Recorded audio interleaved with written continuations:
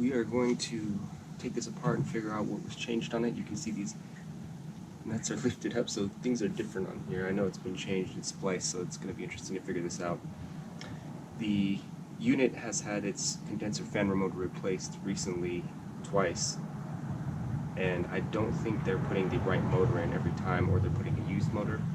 So we're going to sort it out and put a new motor and eliminate that. Anyhow, we're going to go through wiring this in and just a couple of things that I can think of off the top of my head, and hopefully this helps some people out in the same predicament.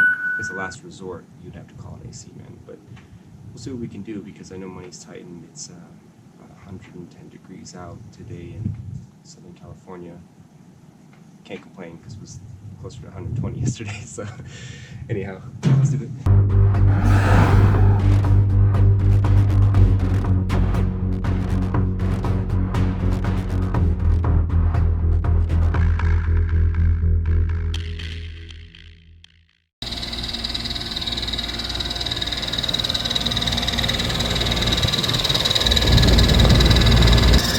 The sound of a period of progressing of 24 hours.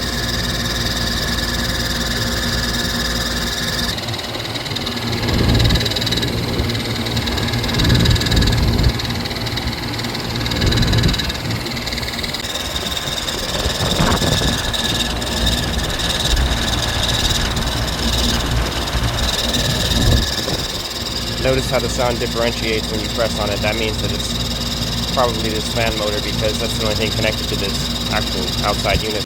First and foremost, you're going to come to the side panels, which will be separate little breaker boxes very close to your air conditioning. You can trace the wiring back, and you're going to remove the disconnect, which looks like this. Now, I physically heard this one shut off, but I also traced the wiring back. If you're unsure, you should also turn off the main breaker at the box for the house. Now, I'm going to pull this off so I can show you what's actually in here, but I don't recommend doing this because this is still live coming from the house. So you'd have to turn off the main breaker and then verify with a multimeter these are off before you touch what's inside. These are live, at least on one side. And what's happening is power is coming in from one side, going through the metal bar on top and connecting down to the other side. Since the disconnect is out, it's disconnected. That open copper wire is the ground and should be mounted to the metal plate somewhere. And both of these white and black wires are both 120 volts each and would be live if the plate was in, but one side is live. You have to put a multimeter on there to test. I'll put a diagram on there if you really need, but this is the power coming from the house breaker and going to the side panel of the condenser unit. I'm also going to discharge the capacitor and make sure everything's good. So notice there was squeaking pretty badly when it turned off as well. Right there, you can see the sleeve of the wiring. And you're going to reuse that because that protects the wiring from probably direct sunlight and keeps it together. But that's where you're going to be tracing back. So we're going to remove this panel here, which has your information. It's pretty worn away. If your thing's pretty old, you may want to just snap a photo of that just to have on hand. So this center screw here, you can see closely that there's a ring around it. You don't need to unscrew that because that's actually screwed inside. So just do 1, 2, 3, and of course that one's already missing, 4. So, all right, I'm gonna undo those. Oh, nice. Well, there's a wiring diagram inside of this, which should be the general one for the actual unit. I'm curious to see the colors, but it does look like it's just black, white, and brown, so I think this might be pretty easy to figure out. But if you're looking for another source trying to figure this out without using a multimeter and figuring it out yourself to save time, this could help. Okay, so this is what the behind the panel looks like. I just wanted to point out that this capacitor right here is still going to have charge. Capacitors, their inherent action is to hold charge. So we are going to, what I recommend is snapping a few good photos of this in case your memory deceives you, and then you know where you could possibly hook these things back up. But basically what you're going to do is just take something, they have special screwdrivers and stuff that have insulated handles, but this shouldn't be that bad. Just make sure that you're not touching the metal when you touch each terminal point to the other one. I may just grab another screwdriver. So just to discharge the anything left on there.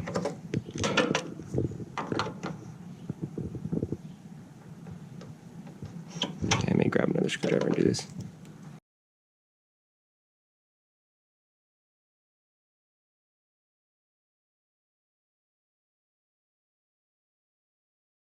I have 3 wires to deal with, but 3 wires is also because I have the 3 leads coming from the motor, is because I have this dual capacitor. But if you have 4 leads, that's probably because you'll have 2 capacitors. So you'll have one for the little fan and one for this. But everything should be plug and play unless this has been changed. So this unit here, I know that a guy came in and spliced in a bunch of stuff at one point, so I'm not sure what it's going to be. Also, that some of the motors, if they're not exact replacements, or some motors actually come stock with this, of course, but there's a rotation. There are 2 wires that determine the rotation, the way they're wired. I think they're yellow and purple. I'm going to want to disconnect these 2 brown ones, this white one and this black one. The fan wire, there's one. The fan wire, so I guess you could write this down, but the fan wire is the brown one on mine. I'm tracing this back without any stripe. So we got one down. The brown wire with the white stripe is leading to nothing, and this should have been capped off. This is technically live, and if power was coming out of this, this could have been hit on anything. You would cut this off and cap it, and maybe even use some high temp electrical tape just to make sure, but you would definitely cap this off because that would potentially be an issue.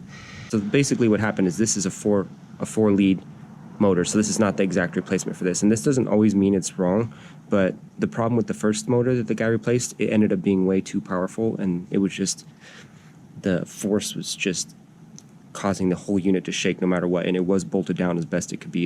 It was almost twice the horsepower, I think. So then the red wires here on the right and the black wires here on the left power the fan motor, and they power the compressor down in there, and they also energize capacitors, which already have charge held because capacitors are very near to batteries and they're just there to hold charge and help start things. On the capacitor, there's the fan connect, which goes to the condenser fan motor.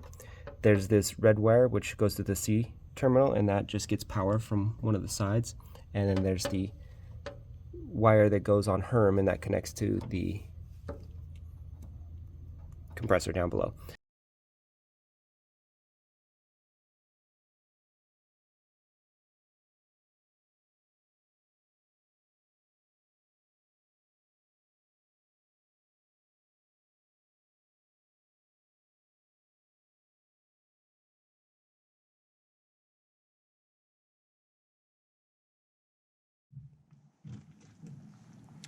First things first, we're going to remove this top entire cover. There are screws on each corner.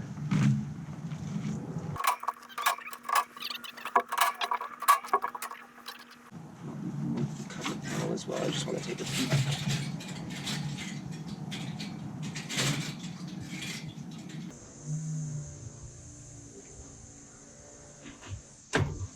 Including the black wire. Including the white wire. So now all of them are taken off. Keep in mind that you can, if your new one is too short, you can cut these and then twist them together and cap them. You'll need some pretty big caps, but you can do that.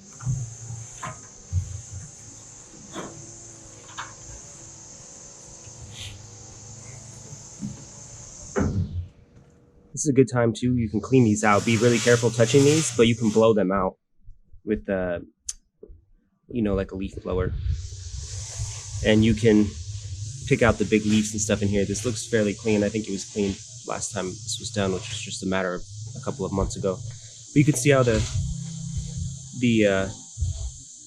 compressor is kind of by itself. So the 3 wires to the compressor are right here, black, red, and light blue. So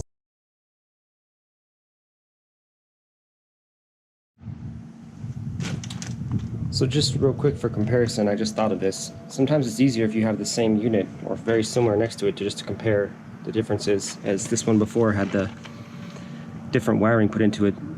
It's like I bought my mom the same exact car I had a few years back, and when one part goes wrong on one, you can just jump to the other one and test it. So it's pretty awesome when you have two of the same thing, so you can just use one as a control and experiment. So yeah, take this panel off and let's see what it looks like. These were built at the same time and probably very similar models, if not the same. So now I can double check this wiring here. And this, since that other one had been changed, this one's an easy reference because this one has never been changed. Notice the entirety of spiders and all their dead prey.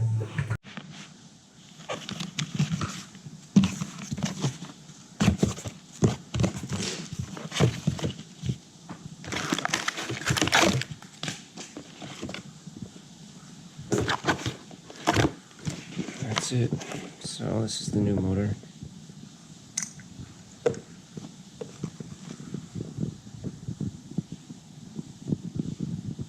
For this particular model, and I'll throw it up there. Rotation. Okay, so I sprayed this a little bit with some, well, I had garage door lubricant here, but you can spray with WD-40. Preferably use PB Blaster. That should loosen it up. I believe this has been changed so recently that it will be fine to come off.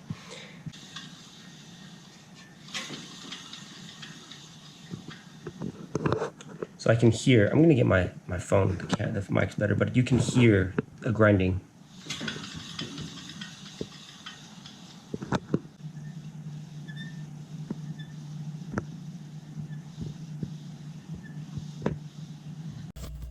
Okay, I think my new phone, its microphones are actually really impressive, so I think it'll be better. Let's try.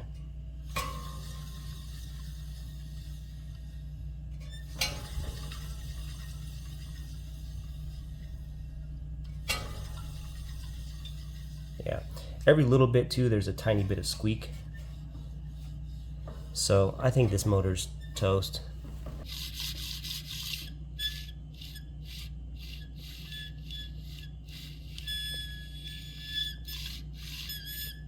That bolt is coming really close. Crazy. So you're gonna for sure save this sheath here, and you can decide whether or not to save the bugs that go with it. Yeah, so this is the direction on this one. So the black is actually linked with the white, and it's swapped around, so it doesn't go black and black. This is to tell the direction the fan will spin. If your direction of rotation is wrong, you will have to reverse the two wires. I thought they were purple and yellow, or purple and something else. This one's black and white, so they could really be anything, but notice this one's off by itself. It's two wires. That's pretty easy to tell. It's the rotational wires. And green is usually just a ground, so it's bolted here. They're all going to be different, but yeah. And then when this is pretty sharp actually. So when this is leaning over, there's this foam padding. You want to keep this lined up in this little, I guess, reservoir. This little reservoir that was created, and then this sits on padding, but there's also a little reservoir created here. You want to keep that in there just to keep the wiring safe. But I'm going to remove this now, so let's do that. I'm going to remove the fan blade first because this unit here will give me more balance. So to remove the blade, you just, this thing is small on here, maybe a 10 mil.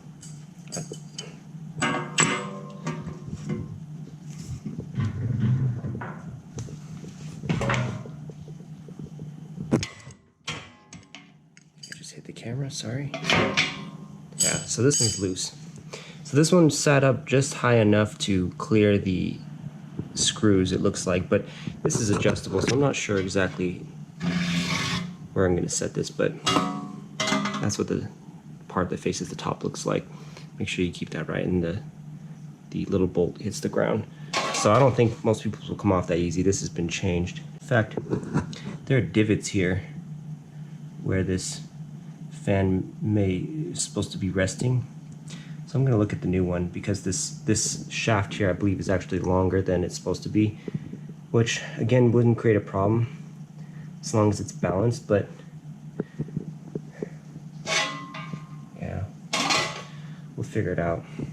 If the fan blade itself is damaged, I think you should definitely replace that though. The fun part.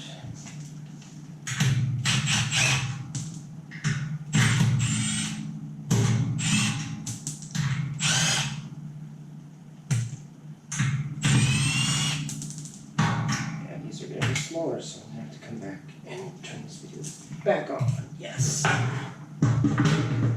Oops, my hand is quite hot. I should have used the glove. Okay. Alright, so that's off and clear. It's got multiple bolt holes. That's cool. When you remount it, make sure the wiring part is facing the angle with the little foam stuff, so the wiring should be facing that way still. Alright, yeah, you can see the difference in these. This is, that's massive. So, maybe the fan being unsettled alone was part of the issue. See, there's a notch here that this fan rests on. There's a notch here the fan's supposed to rest on, but it had to sit up here due to this. And maybe just that tiny wrong angle over time caused issues. I don't know, maybe this motor was old. Really couldn't tell you.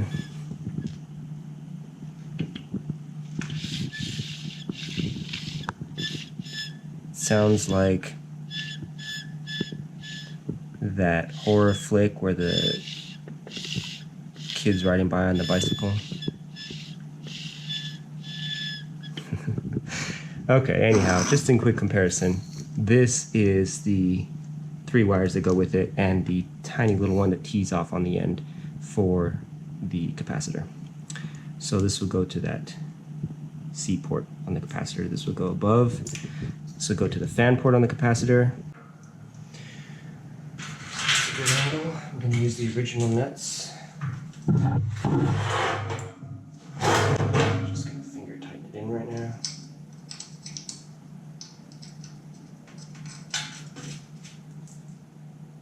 Gotta say it's a perfect fit. By the way, I paid $160 for this, but I saw this same unit for cheaper if you waited longer. I needed the 1-day shipping to give these folks, but there were other options that were a bit cheaper. So I'm gonna put this is on a mode, by the way. I'm not using a power tool. This is on a mode that stops when it's tight. If it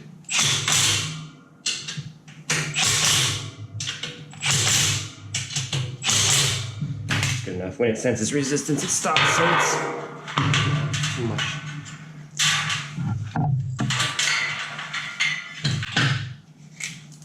Oh, the bug is gone.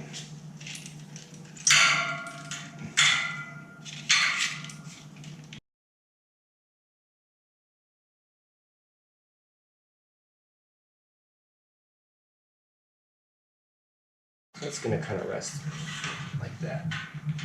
Cool. Alright, I will tighten those further when I get on top. Now I'm going to put the fan blade in. Yeah, so what I'm going to do is there's an indentation here. I'm going to put the screw where that indentation is so the screw can physically stop. So I'm going to put the screw out just a tad. I'm going to line it up with that indentation. And I'm going to... There, now it rests on it. I think that's good.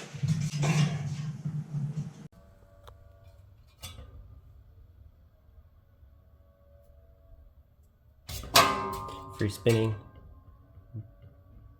no noise. Okay. So just make sure to test this, even if you put it further towards the top. Make sure to test it and you know, make sure that it's not hitting anything or even close. This looks close, but it's still got like a finger width. And the screw is resting against this flat part now, whereas on the other one, it wasn't. So I'm using blue Loctite because it's removable. There's red, but I think the red really makes it hard to remove. So keep that in mind. So really you just do that. Just start threading it.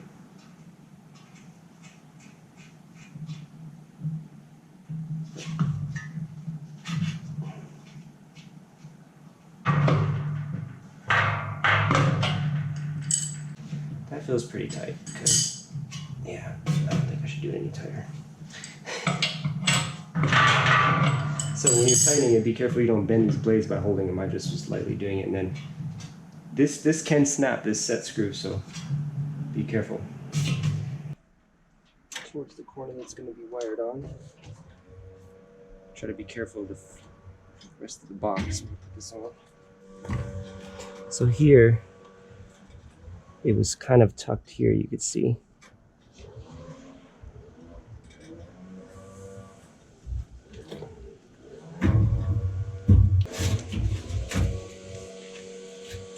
Make sure you line your top back up with the screws, which will be on the outside protection thing. So now that the fan blade's close to the top, just for peace of mind, I think I'm gonna zip tie that.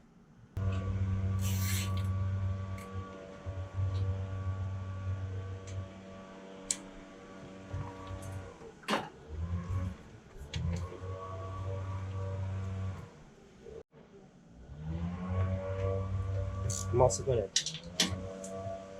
check these are tight enough to me with my hand.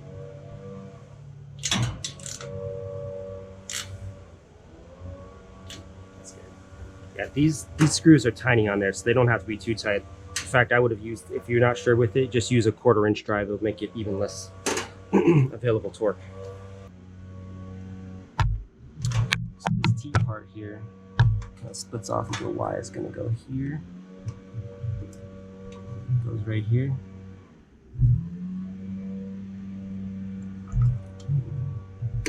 Make sure that actually snaps in. I'm going to run the little tiny wire back to the capacitor. It can sit on any one of these 4 prongs, just as long as it's on the right port.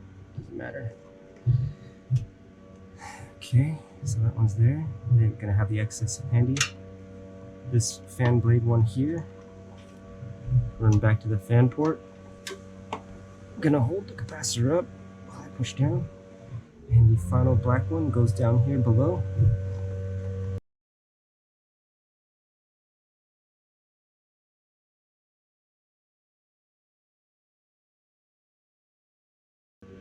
Alright, and that's that. I'm going to bolt the top down before I bolt the panel in, and I'm going to test it just to make sure everything's smooth, and I'm also going to zip tie these.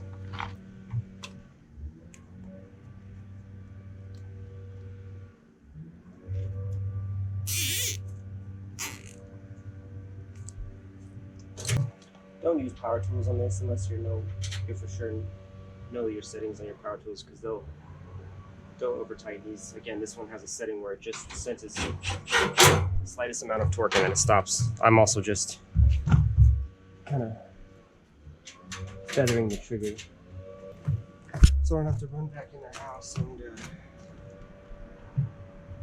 press the button. I'm just going to push this tab in.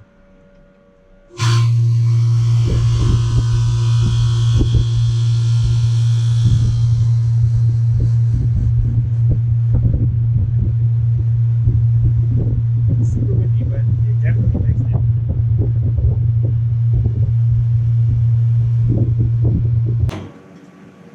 So, again, don't over tighten these things, make sure they're snug. This one's okay. There'll be a little bit of shake. Yeah. And these always make a little tiny bit of a buzzing noise, but you'll know when it's bad. You'll hear the grinding and the loud noise. You'll hear it inside the house.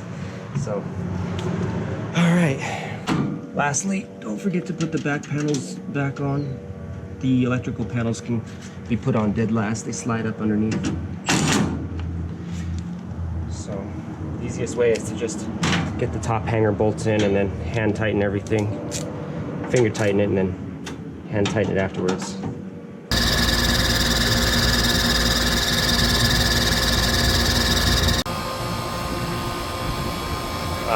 That smooth quietness. The camera makes it look like it's moving slow. It's moving very, very fast. So it appears that way on camera.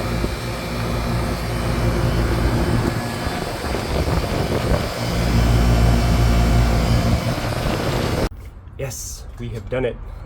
I'm pretty sure this will make most people fairly confident in what they have to do, especially with the condenser fan motor. I think it's a piece of cake if you just research a little bit and understand the basics. Really appreciate your guys' support. If you could just subscribe to my channel.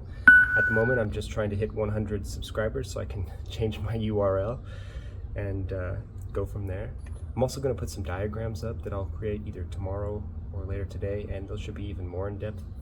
Good luck with your own projects. Thanks a lot for watching, and take care, guys.